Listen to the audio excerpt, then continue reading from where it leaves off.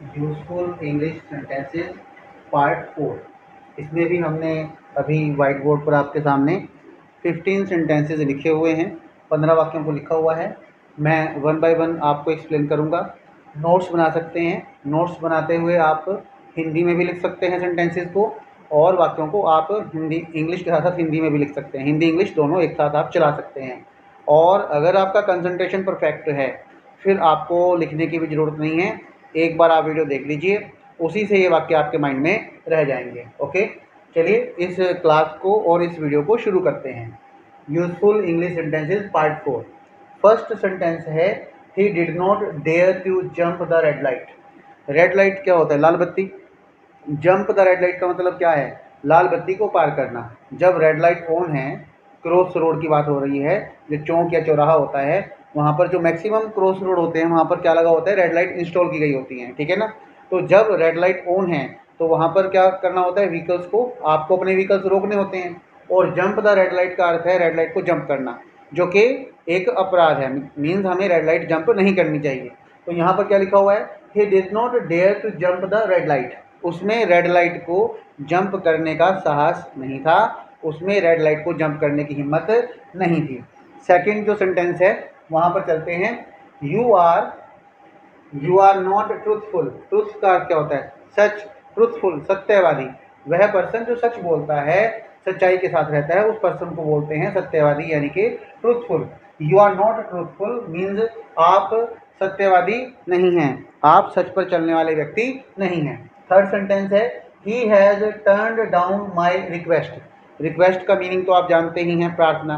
Turn down request होता है किसी की रिक्वेस्ट को जो है टर्न डाउन कर देना, किसी की रिक्वेस्ट को ठुकरा देना, रिजेक्ट कर देना। He has turn down my request, वह मेरी प्रार्थना को ठुकरा चुका है। मीन्स मैंने उससे कोई रिक्वेस्ट की, लेकिन उसने मेरी उस रिक्वेस्ट को, उस प्रार्थना को ठुकरा दिया। फोर्थ नंबर पर है, home is where the heart is. ये एक मुहावरेदार भाषा है कि देखो, जो घर है ना, घर वो होता है जहाँ पर दिल होता है। देखिए, ईंटों से, पत्थरों से और खिड़कियों, दरवाज़ों से, दीवारों से जो है वो हाउस बन सकता है। कोई भी लिविंग एरिया जहाँ पर लोग रहते हैं, ईंटों से, पत्थरों से, दीवारों से बना हुआ, उसे हम हाउस कह सकते हैं। होम नहीं कह सकते जब तक वहाँ हार्ट ना हो। मीन्स घर वह है जहाँ पर लोगों के अंदर क्या होती है? फीलिंग्स होती है, एक दूसरे के प्रति अपनापन होता है, प्यार होता है, वह होता है होम। ये मुहावरेदार भाषा है, लेकिन बहुत ही आसान वाक्य है। Home is where the heart is. घर वह है जहाँ दिल है, मतलब जहाँ अपनेपन का एहसास है, अपनेपन की फीलिंग है। Home is where the heart is.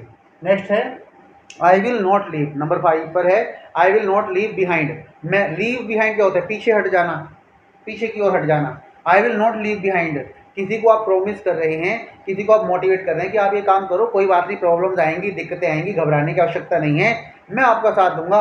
I will not leave behind, मैं पीछे नहीं हटूंगा। ओके। या आप अपने लिए भी कोई कमिटमेंट कह सकते हैं कि देखो, ये काम तो मैं करके रहूंगा, चाहे मुझे इसके लिए कुछ भी एफर्ट करना पड़े। आई विल नॉट लीव बिहाइंड, मैं पीछे नहीं हटूंगा। नेक्स्ट है सेंटेंस नंबर 6 है, she can do it for me. Do क्या होता है? करना। She can do it for me, नहीं नहीं, ऐसा कुछ नहीं है। She can do it for me, वह इस कार्य को मेरे लिए कर सकती है। She can do it for me, वह यह कार्य मेरे लिए कर सकती है।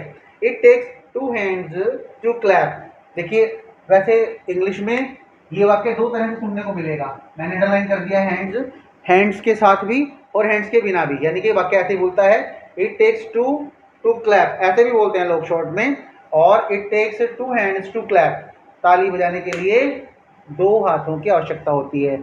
मीन्स जब हम एफर्ट्स करते हैं तो हमें सामने वाले से भी रिस्पॉन्स चाहिए होता है। मैं आपको बहुत अच्छे तरीके से इंग्लिश टीच कर रहा हूँ, ग्रामर करवा रहा हूँ, स्पोकन करवा रहा हूँ, मोटिवेट कर रहा हूँ, प्रेजेंटेशंस के बारे में बता रहा हूँ, आइल्स में क्वेश्चंस कौन कौन से पूछे जाते हैं वो करवा रहा हूँ, और आपकी तरफ से अगर रिस्पॉन्स ना मिले तो रिजल्ट्स नहीं हो पाएंगे, रिजल्ट्स नहीं आ पाएंगे। तो it takes 2 hands to clap, ताली बजाने के लिए 2 हाथों की आवश्यकता होती है।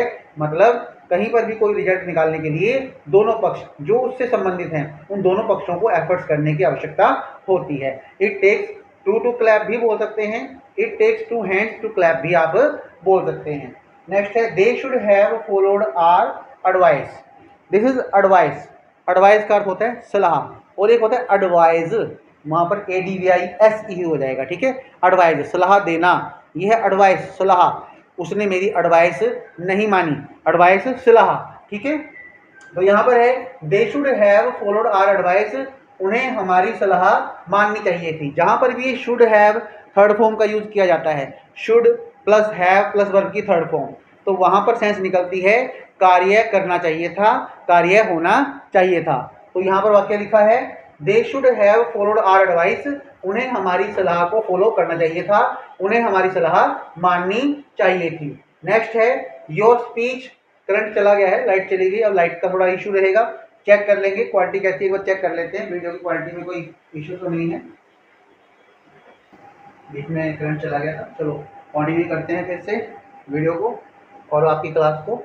They should have followed our advice, मैं बता रहा था आपको कि जो एडवाइस होता है, एडवाइस का अर्थ है सलाह, उसने मेरी एडवाइस को फॉलो नहीं किया, मतलब उसने मेरी सलाह का पालन नहीं किया।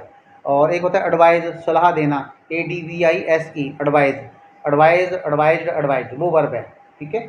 एडवाइस सिर्फ और सिर्फ सलाह। और शुड हैव थर्ड फॉर्म का यूज़ किया गया है, तो इसका अर्थ है कार्य करना चाहिए था, कार्य होना चाहिए था। They should have followed our advice, उन्हें हमारी सलाह का पालन करना चाहिए था, उन्हें हमारी सलाह को फॉलो करना चाहिए था। 9 नंबर है योर स्पीच वॉज आउटस्टैंडिंग, किसी ने कोई भाषण दिया है, आपके किसी फ्रेंड ने, किसी नॉन पर्सन ने, आपने उस स्पीच को सुना है। योर स्पीच वॉज आउटस्टैंडिंग, आपका जो भाषण था वो शानदार था, आपका भाषण शानदार था, बहुत ही ज़्यादा अच्छा था, outstanding. Do not get on my nerves, कोई बहुत परेशान कर रहा है, बहुत ज़्यादा तंग कर रहा है आपको, बहुत ज़्यादा दुखी कर रहा है, तो आपने उसे डांटते हुए या गुस्से में कहा do not get on my nerves, मेरा दिमाग खराब मत करो, मुझे परेशान मत करो। परेशान कैसे होते हैं? मानसिक रूप से। जो ये नर्व्स वर्ड है ना, नर्व्स, नर्व सिस्टम, इस शब्द का ही संबंध हमारे माइंड से है, मतलब मेरी जो सोचने समझने की शक्तियाँ हैं उसके पीछे मत पड़ो। Do not get on my nerve, मुझे परेशान मत करो, मुझे तंग मत करो, ओके।